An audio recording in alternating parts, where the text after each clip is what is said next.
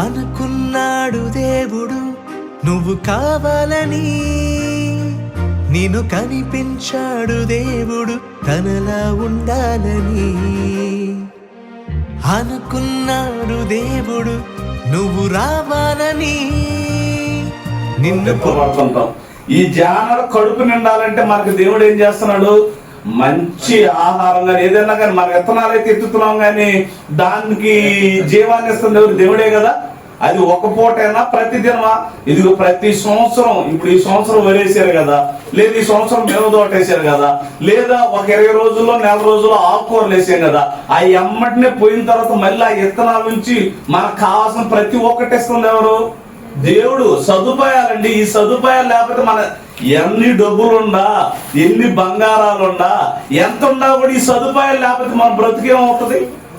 ఇది ప్రపంచంలో ఉన్న ప్రతి మనుషుడికి దేవుడిచ్చిన సదుపాయం, దేవుడిచ్చిన మనిషికి వరాలండి.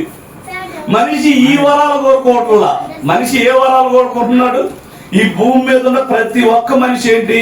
బంగారం చేర్చుకోవాలనో, లేదా అధికారాలు కావాలనో, లేదా ఉన్నది సార్లోదనో ఏదో మనిషి అత్యాశ పడుతున్నాడు తప్ప